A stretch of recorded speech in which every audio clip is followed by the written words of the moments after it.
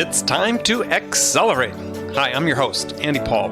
Join me as I host conversations with the leading experts in sales, marketing, sales automation, sales process, leadership, management, training, coaching, any resource that I believe to help you accelerate the growth of your sales, your business, and most importantly, you.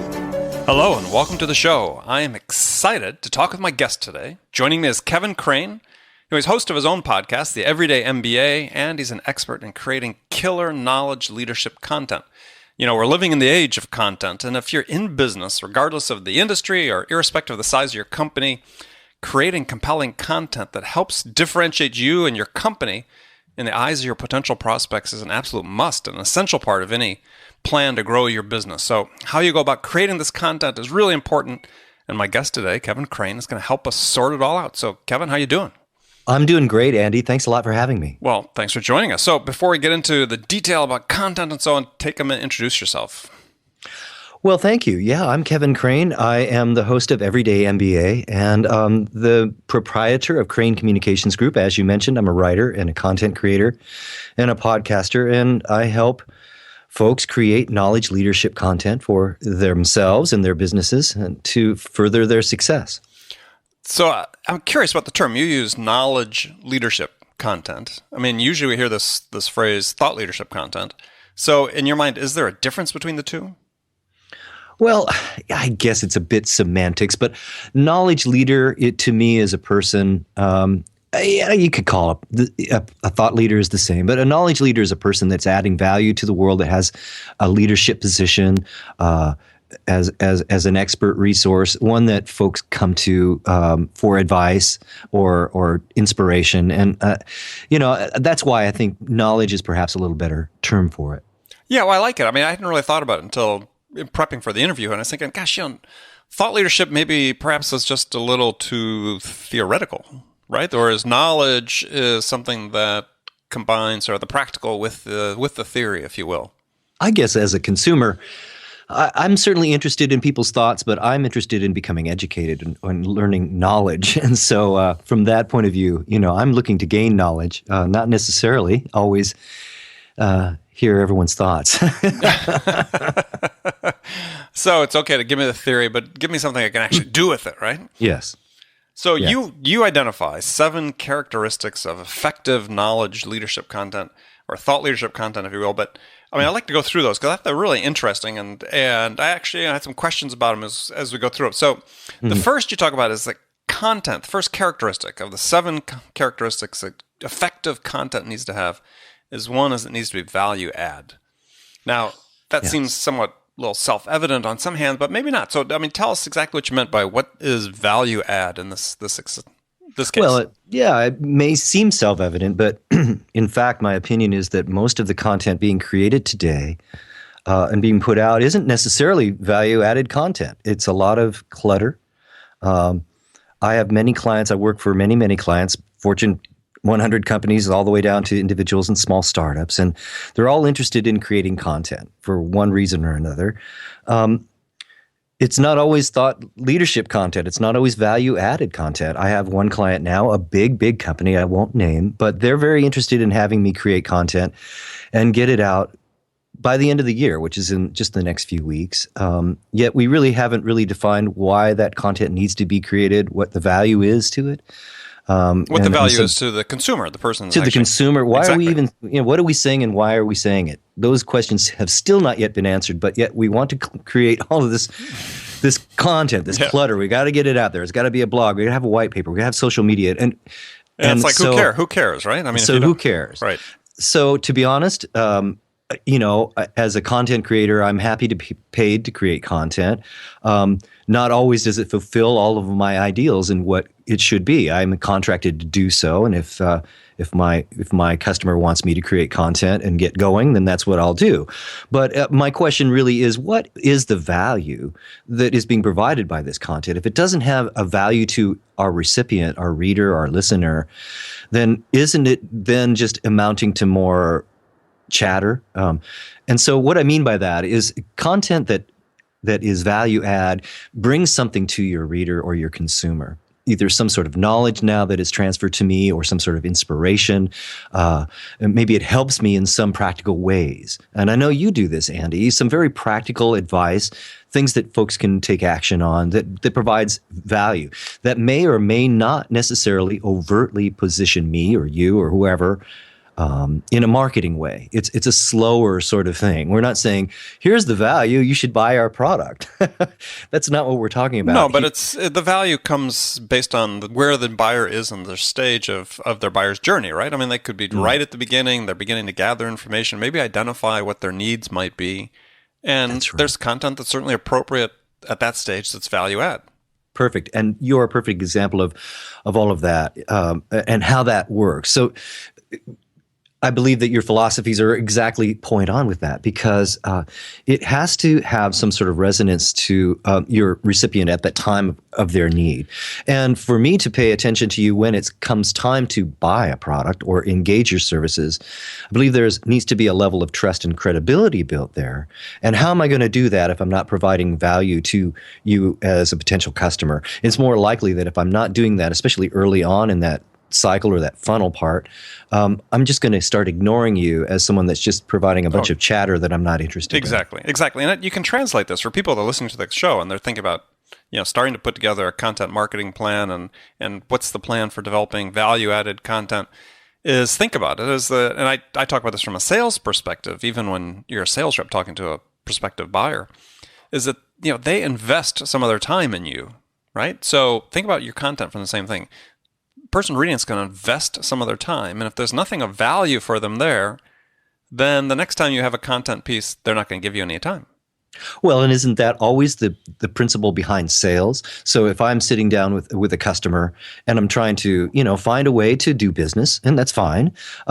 Why would they do business with me? What does my product or service bring to them that gives them value, that makes their job or their lives easier? That now we all of a sudden have a start of a need, right? Yeah. Something that's a real need that they really want.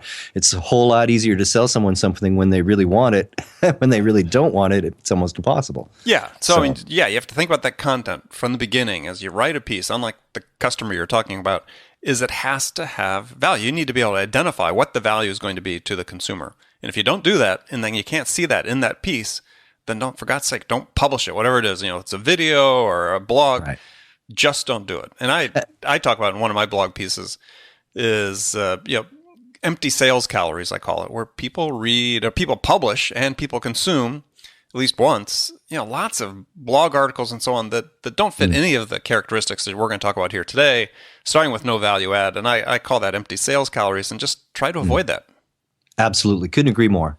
All right. So next thing you talk about is make sure the content must be actionable. Now I interpret that to mean that effective content can't just be theoretical, right? I mean, we're talking about the difference again between thought leadership and knowledge having some practical bent to it. So for content of value, you not only have to say why you should do it, but you also have to give the how. Absolutely. And it's going to be a lot more value added to me if there is something actionable I can do, right? I mean, that's part of making it value add. And one of the things that I do purposely with my podcast, Everyday MBA, is to sum up each interview with 5 action items that folks can do. And my pattern is starting today and for the rest of the week and beyond to take advantage of whatever we're talking about. Done it with your interview on my show. Mm-hmm. Lots of great ideas came out of that. Lots of great actionable items. And I got to tell you, Andy, it takes extra effort for me to create those and go through there and think that it's extra time that I'm not compensated for. But it is that value added part, because now listeners, if they choose, can actually take action on those 5 items or whatever, and I'm building that value add, that credibility, and so forth. Now, with a sales kind of approach, of course, what's the call to action, right? What do you want your reader to do when they read your content or listen to your content or whatever? What is it that you want them to feel? What is it that you want them to physically do? Maybe the call to action or the actionable part is for them to just be feeling the way that you do. It might be maybe a political kind of thing, or an opinion changing thing that you want that action to be a change of opinion, or maybe the next action is as simple as enlisting for that next webinar that you're putting on about your product. The simple standard sorts of calls to action. Or what is it that you want your readers to do or your listeners to do in terms of building their own strategies? What's their next call to action? What's the next best step? Now that I'm listening to Andy Paul and I'm inspired, now what do I do, right? And so without that leading on, you're missing a huge part of the equation. Yeah, and I think part of that also can be summarized just as you said, a feeling, but as curiosity. Let's say define that feeling as curiosity, right? As you've done your job in content, if you've also given somebody, maybe it's not, hey, go out today, you need to do these two things, but one of it could be is that, maybe they're thinking, maybe I should be doing these things, right? Yes. I mean, that can be as powerful and cause action to be taken. And how much content do you see? I know I see it every day that is not value added and doesn't have anything that I can take action on. So constantly. What's the point? What's the point? I've read this. I don't really have any value in it, and it doesn't compel me to do anything. So again, why did we bother to create it and clutter the world with it? And I wonder about that because I've got a couple episodes on my Fridays. Of every Friday, I've got a standard guest, Bridget Gleason, who joins me on what I call Frontline Fridays, and Bridget's a VP at a high-profile startup in Silicon Valley, and sometimes we take on some of those blogs that seem to have no value and deconstruct them because there are people that follow it and they're not getting anything out of it. And I would say that you're taking a risk when you issue content like that doesn't really provide any value, is not actionable. Then you're really risking a downside to where now I'm going to maybe consider you to be someone that I'm going to mute in my stream. Well, yeah, right? Interesting example I was talking to somebody who's at a software company, and I won't identify because the person who's the subject of the story will identify themselves readily enough. But they were saying that they were surveying their customers about, they sent out newsletters, a software company sent out newsletters, in disciplined fashion every week, and marketing emails and so on. They surveyed their customers about how they liked their content, and the customers said basically there's no value in it at all. In fact, the only content from your company we pay attention to is a guy in your engineering team that sends out his own newsletter about your product, and we consume that voraciously. Because there's value. Because there is value. And right? action. Right. Yes. There's nothing else in the... Okay, so next element you talk about it, and this one you need to explain to me a bit, is use the word authentic. Okay, value add, actionable. Now, the third thing is the content has to be authentic. Now, what did you mean by that? Well, especially for folks that want to be perceived as a knowledge leader, right? I'm trying to be authentic now. In fact, I'm maybe saying things that I may have considered something to be guarded about saying only a few months ago, because I want to just be truthful, authentic, and upfront about the way I feel. You're asking me my opinion, so I'll give it to you. Authentic. How many times do you hear content like, it's the best product that will it will improve your life in these grand ways. You can just tell it's BS, I guess is what I'm saying. We guarantee, I saw one a few months ago for sales. We guarantee 321% improvement. And I'm sitting there going, okay, it wasn't 300%, it's 321%. It was so precise that you're like, that's such BS. It's yes. And you know it when you read it, In other words, I guess what I'm getting at is BS when you hear it, right? Mm-hmm. Everybody does. Mm-hmm. So when you write it, you should see it for yourself too. I mean, is it really authentic? Are you really trying to be helpful? Is it something that you do believe in? Or are you just blowing smoke? And so many companies and individuals, they just blow smoke just to put content out and just to say, well, we've got to say something about our product. And I had a client come to me just this week, and they said, do you have anything we can put in a press release? Because we've got only a certain amount of press releases left in our service until the end of the year, and we're gonna lose, if we don't put something out, right? Well, yeah. So, dude, what am I supposed to do? Just so we all showed up for work. We had perfect attendance record this week. We did. So, is that really going to be an authentic communication, or is it going to be something that you cobble together, kind of BS a little bit, just to put something out? That's what I'm getting at. There's no authentic motivation behind it, or purpose, or value, or anything really of importance to say. It's just, again, sort of chatter out in the world that, I don't think is going to help anybody. No, and I think the lesson for people listening that have thinking about creating content or wondering why they're not creating more content is that if you are the slightest bit uncomfortable, right? If there's just a little bit of something saying to you, well, like 321%, somebody's really got challenges for that, then again, it's probably not the right thing to put out. It's probably not authentic. So, and customers are skeptical of claims anyway, right?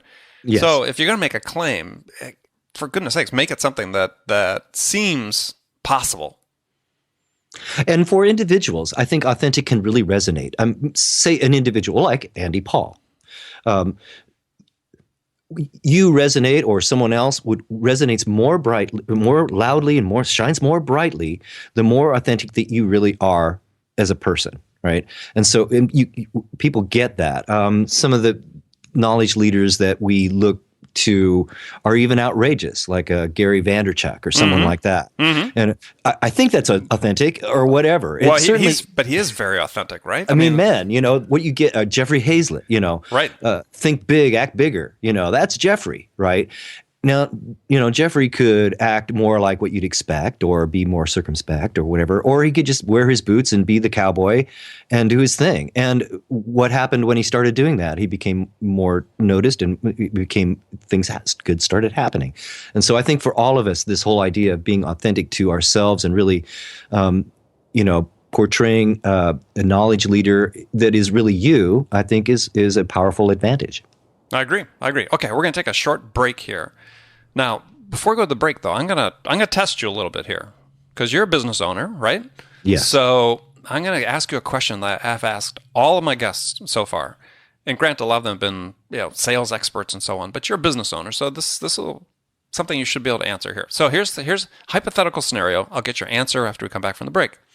So you've been hired as a new sales manager at a company whose sales are stagnating and desperately need to be turned around. And senior management really has got to focus on you. So you come on board. What are the two things you would do in the first week that could have the biggest impact? So think about that, and we'll come back after the break. My guest today, Kevin Craine. We'll be right back. Hi, this is Andy. Connect and Sell is used by sales reps at nearly 1,000 companies, including hundreds of technology startups and several Fortune 500 companies, to overcome the challenges of getting prospects on the phone. Companies using Connect and Sell grow their revenues faster by enabling their sales reps to have more sales conversations in 90 minutes than they could otherwise achieve in an entire week. Connect and Sell can be deployed directly to your sales reps, or you can take advantage of their outbound on-demand service, which delivers qualified prospect meetings scheduled directly on your sales reps' calendars. Visit connectandsell.com to learn more about how Connect and Sell can start filling your pipeline today. Welcome back. Joining me today is my guest, Kevin Craine. He is the host of the great podcast, Everyday MBA. I'm not saying that just because I was on it, but I was. I had a great time. There's great guests he has on it, as well as he's founder of the Craine Group, to specialize in content creation, compelling content creation for corporate clients. So before the break, I'd ask you a question. Hypothetical scenario. You're a new sales manager at a company that desperately needs to turn their sales around. What two things would you do in the first week that would have the biggest impact? Well, that's a good question. I think two things. Number one, I would ask, I'm the sales manager, so I have a sales team. Mm-hmm. I would ask that entire sales team, perhaps each individually or as a group or both, what they think we should do. I would turn my role around and say, you lead me. Tell me what you think. Mm-hmm. Because often great ideas are left unheard in organizations because of just the culture or the pecking order or whatever. Sometimes folks have great ideas that they've been trying to get attention but haven't. I know as a consultant, when I've come into organizations, that's generally the first thing I do because a lot of great ideas are already there. They just haven't been noticed. So I'd do that, number one, see what came out, and then, make a judgment about what I thought was good and what I wouldn't do. Mm-hmm. Then I would also look to do something different, completely different than what we'd done in the past. If we're going in the downward direction, then what we're doing now isn't necessarily working too well. So what can we do that would be the opposite of that? And indeed, maybe be something, purposely different or radical or attention-getting or to a different demographic or something along those lines. So look for something different. Okay, great. I like it. All right. So we've just gotten through talking about making your content authentic. We've gone through value add. We've gone through actionable. We've gone through authentic. Next on your list was credible. Now, to me, this is interesting because credibility is really in the eye of the beholder, right? I mean, it's something that's perceived by the receiver or the reader, if you will. So what are the keys for making content credible? Well, again, it's kind of that BS meter, we talked about in the authentic part, but credible. Well, you mentioned it's going to improve by 301% or something. That didn't resonate as credible to you, right? No. Now, how do you do that? Well, maybe you recouch that same figure. Maybe you say, recent research from, IDC reports that, the average increase was 301%. You can do that too. Maybe your results may vary, but you can do that too. And here's how. So pulling in research and sources other than yourself, I think is what you're saying. Is other than yourself, right. But more than just spitting stats out, which we like to do, and it helps. But also the sort of, you maybe heard where I said, well, and you can do it too, or your results may vary, but you can do it too, and here's how. So in other words, hey, we're with you. I have my arm around you. It's like, hey, it's 301%. I don't know. Could be 299, could be 100%. I don't know. It's all good. Your results will vary, but here's how you do it. And so that lends a credibility to the discussion, whereas before we were just spitting out a stat that didn't have any attribution, or we might have spit out a stat with some attribution, but it was really sort of arcane and isolated, whereas we mix it all together in a more cohesive discussion, the credibility, I think, goes up. Yeah. So I'm certainly, third-party validation certainly helps in terms of, as you said, research or stats, even social proofs. I mean, if they're available and it's relevant to what you're writing about, can also be a way to add credibility to your content. Credibility. And as possible, I know I write a lot of content for organizations and corporations. And as possible, let's let our customers do our talking for us. And, the old boring case study has been around forever. However, so much content is created without that customer attribution. In other words, we could be writing this wonderful white paper about your product or service, solution brief, and giving stats and really explaining some value-added steps and all of that. But still, it's in isolation from anyone that's done it in the real world. And if you're creating content to resonate with a potential customer, wouldn't you love to have an existing customer that's happy, testifying that, yes, indeed, this is what we did. These were some of our results, and that builds credibility as well. And one of the things that I've been doing for my clients, in addition to writing that kind of content, is doing audio interviews with customers, just like we're doing now. But I could be saying, Andy, you adopted XYZ product 6 months ago. Can you tell us a little bit about some of the results? And then you go, I love XYZ product. It saved me 301%. Sure. Well, yeah. There you go. Those are 321. Well, I Yes. think that really sort of summarized a lot of that. And what I would say is that to get credibility in your content is you need to incorporate stories into it. And, stories about your customers, stories about, let's start with customers, right? How it works, so that people can see themselves, in that content, right? They can see themselves in the story. So suddenly they can start relating to it in a way that they won't be able to do if you're just sort of spraying facts and figures at them. That is just such a great comment, Andy. You're so right. And in fact, as a writer, what I might do is instead of saying companies can save 321%, I might say you can save 321%. It's just a slight change, and as you read through content in the future, is it couched that way? Well, sort of off over here, companies or organizations can do it, or is it you? So when you're speaking to that person, speak to you, that one person that's listening or reading. Yeah, that's a great point. And I think, again, especially if you're telling stories, you want to have that focal point on somebody in your mind, that one person sort of in your mind that you're addressing, and the use of the more familiar you rather than the generic, hey, companies benefit by, I agree, is way more powerful. I see much more interaction, engagement with content that's like that versus the sort of impersonal company. So, yes. Yeah, so that's great. So okay, we've gone through credibility. Now we're talking about precision. And that's funny. You said knowledge leadership needs to be precise, and I sort of think that if it's actionable, then you're providing steps to implement it, and that implies a degree of precision. But I sometimes think maybe you're thinking about something different when you say precise or precision in content. So what do you mean by that? By precise, what I mean is precise for your audience. I guess you could put audience there. Who are we talking to? So targeted. Well, targeted, sure. Yeah. We were talking about the you. Who is that you, right? Is it a highly technical person that knows all about computers and stuff like that? Well, then that's a different conversation than we might have with the senior vice president of marketing, who's really interested in the business or whatever. Or maybe you're talking to a small business owner as opposed to an enterprise, or you're talking to a woman as opposed to a man, or a young person, a millennial, say, as opposed to someone that's close to retirement age or an elderly person.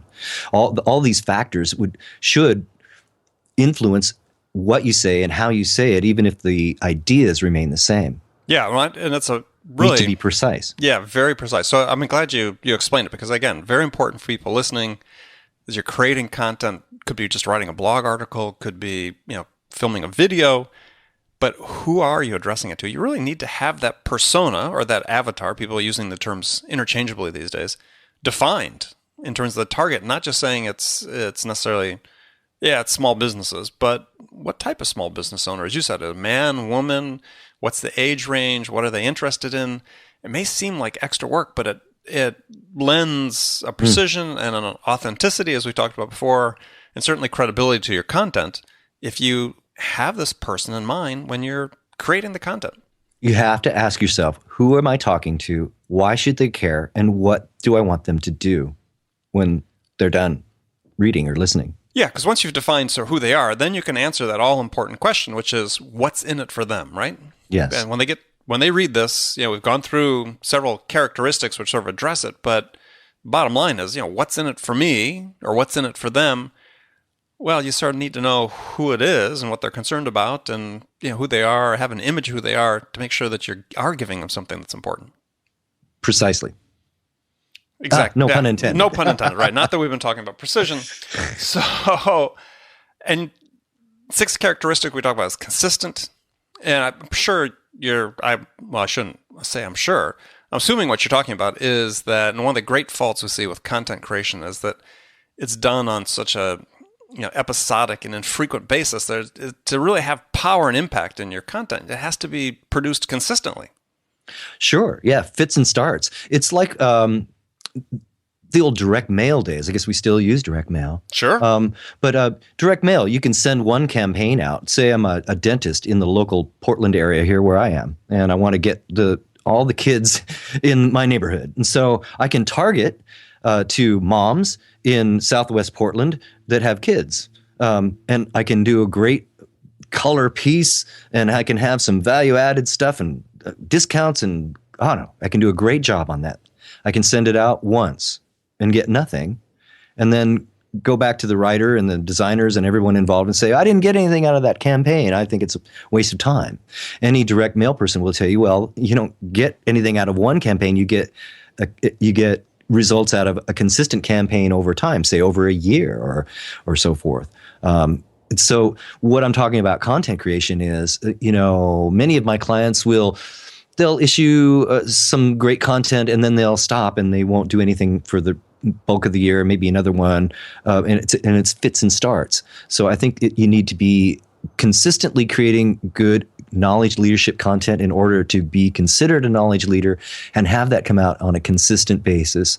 Well, I mean, but the consistency really becomes important because, as people listening to the show and they're thinking about their content strategy, is the goal of the content in large part is to build a relationship with somebody.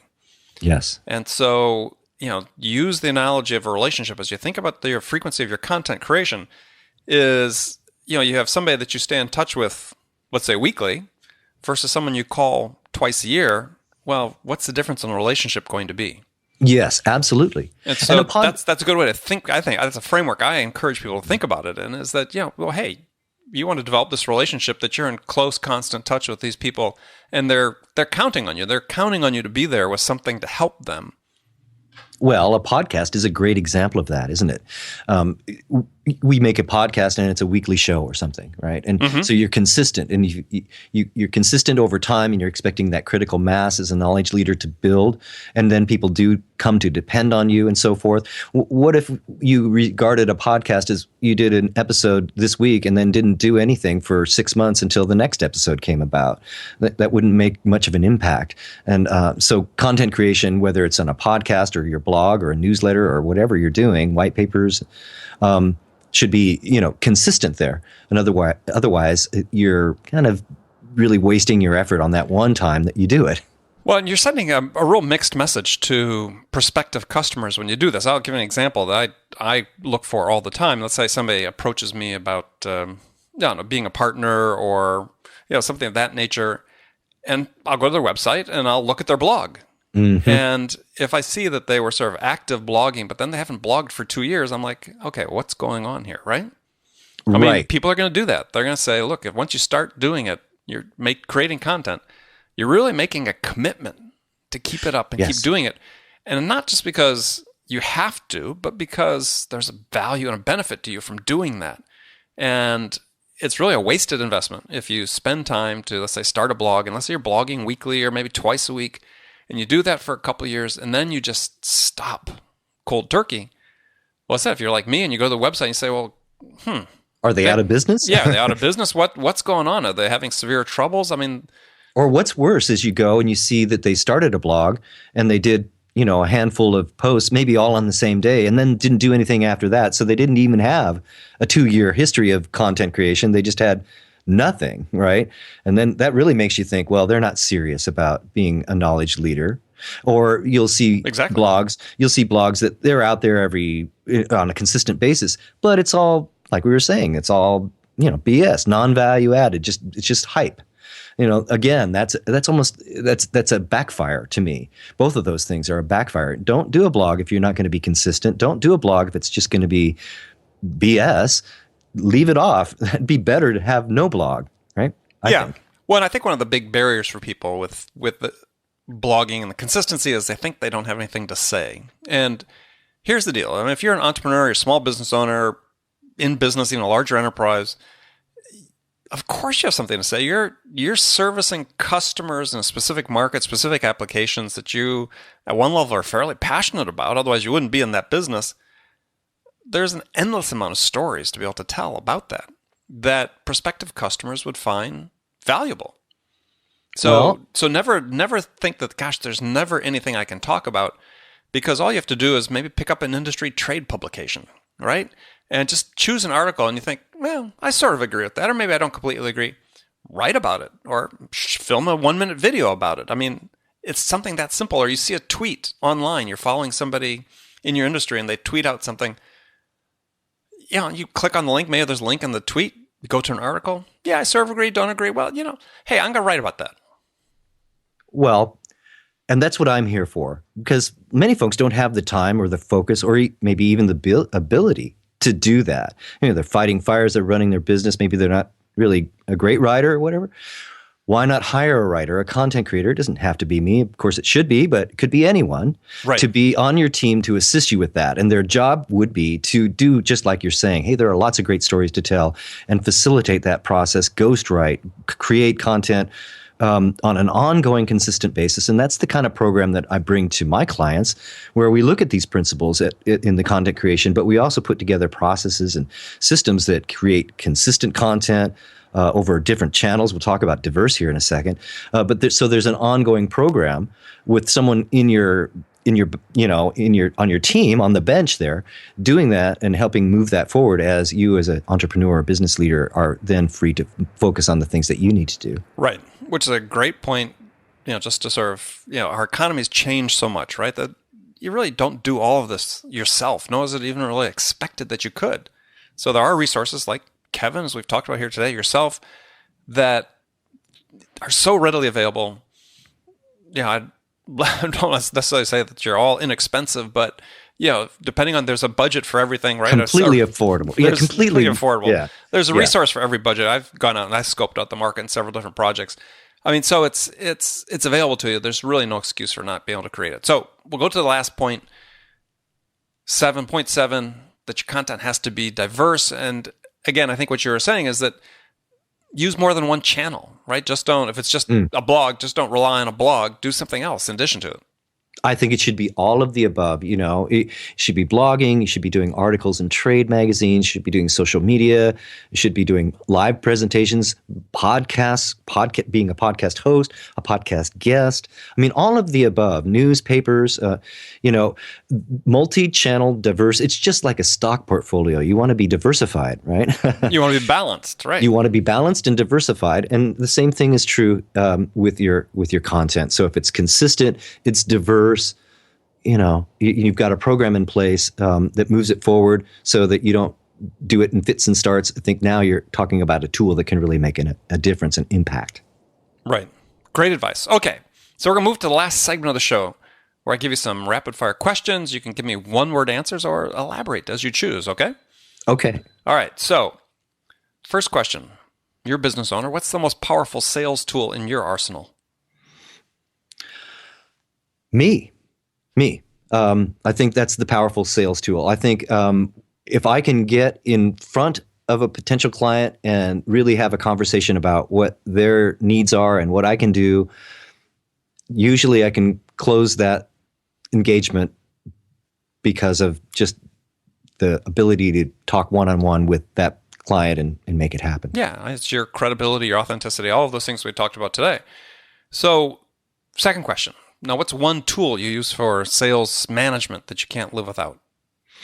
Oh, for me, it's a thing called Schedule Once. There are others, but it's a web-based scheduler. I do so much of my work, all my work virtually, and so being able to provide someone with a link that, like I did for this show and for when we've interacted. Hey, Andy, great, no worries. Here, just click on this link, and you pick a time that works for you, that's available on my calendar. So we don't have to go back and forth and blah, blah, blah. And that tool is, like we were talking about, resources that are affordable. I mean, for pennies. That tool has, been a godsend for me and for the few dollars that I spend on that service. So Schedule Once or something like it has been really powerful for me. Schedule Once. Yes. Once or one. Okay, Schedule Once. Okay, perfect. Who's your business role model? Well, that's a good question. I think my business is a little different, to be honest with you, than most. I'm pretty diverse in what I do, in creating content and writing and podcasting, and I've branched podcasting out to, I've found a way to make money off of my ability to podcast when my podcast doesn't make any money. But was there someone that's inspired you, though? I think that certainly when it comes to podcasting, I think a fellow named John Lee Dumas has been an inspiration to me. You may have heard of him. Me too. Oh, yeah. And I'm a member of Podcaster Paradise. Oh, okay. Well, me too. Okay, I didn't know that, Andy. Okay, great. Podcast Paradise is really been an inspiration because of the support systems and the idea that podcasting is something that can be a viable business and a viable media today. And so, I really look up to John Lee, not necessarily for his show, although it's a great show. It's different than what I do. But here's a guy, and he's become a millionaire on the back of podcasting. Oh, yeah, and to me, that's incredibly Yeah. And talk about also a model for value-added content. John Lee hasn't done it without being a super value-added person. He'll be the first to say to strive to be a person of value, not a person of success. And so from that point of view, he's been a pretty big inspiration and model for me. Okay, excellent. Yeah, me too. I mean, I modeled much of my podcast after him and his resources. Yeah, if you join, here's an example, you join a mastermind group, and it is wall-to-wall value. I mean, there's no question you're getting what you paid for. It's fantastic, or more value than what you paid for. It's fantastic. So, what's one book that every person in marketing or sales should read? Oh, wow. There's a lot of them because I talk to authors. Yours is, and not to pander. Yours is certainly one. Go ahead and pander. That's fine. Yours is certainly one, and all my guests. But, I would definitely refer to your listeners back to my show and your episode. I wish I had the number in front of me, but you can certainly find Andy Paul on Everyday MBA. And but one does come to mind. It's another one of my guests. It was Bonnie Harvey and Michael Houlihan, the founders of Barefoot Wine. Right. And they have a book out called The Barefoot Spirit. And really, it's got some great stories about how they took they had a client. They were a business consultant. They had a client that was going belly up and couldn't pay them except to give them grapes and bottling services. They were not familiar with the wine industry, but they took that opportunity and turned it into Barefoot Wine. And they have many great stories about how they did that along the way with some real grassroots sort of marketing and a different approach to the wine industry at the time when it was really stuffy. I won't get into all the details, but some super great stories. And I always recommend it because of the way that they proceeded and were a success, I think was unusual, and a lot of great tips there that can be used today still. Okay. Here's a tough question. What's your favorite music to listen to sort of get you in the mood for an important business meeting or sales call? Oh, wow.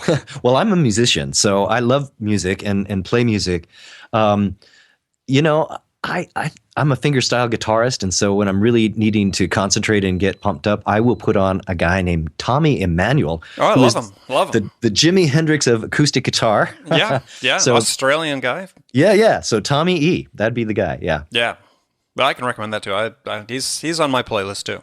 Okay, cool. Great. Yeah, I love guitar. I love like Hawaiian slack key guitar. Oh, yeah. Sure, you bet. Huge fan of that. So, okay. So what's the first sales activity you do every day? Oh, well, I drink coffee. That's the first thing. I try to be present and I try to do it well. I don't know if I do. On social media, I really like LinkedIn, for example, which is often overshadowed by some of the other outlets. But I get up in the morning and I hang out on social media for a little bit. I'll do my tweets, or I'll read my tweets and I'll maybe enter some tweets that I want to get out through the day. Mm-hmm. And I'll do LinkedIn and that kind of thing. I may post something. That's the time when I may post something out on LinkedIn as an article or something before I get too sidetracked with the heavy lifting of the day. Perfect. Well, good. Well, it's been great talking to you. I want to thank my guest today, Kevin Craine, CEO of the Craine Group and host of the podcast called the Everyday MBA. Make sure you guys look that up. And Kevin, tell folks how they can find out more about you. Well, thank you, Andy. You can find me at crainegroup.com. That's CRAINE, crainegroup.com. And Everyday MBA is at everyday-mba.com. Excellent. Okay, and we'll have those links on our website. So remember, people, make it a part of your day every day to deliberately learn something new to help you accelerate your success. Subscribing to this podcast on iTunes or Stitcher is an easy way to make sure that you don't miss any of our conversations with top business experts like our guest today, Kevin Craine, who share their experience and expertise about how to accelerate the growth of your business.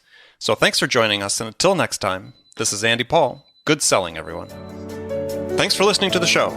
If you like what you heard and want to make sure you don't miss any upcoming episodes, please subscribe to this podcast on iTunes or Stitcher.com.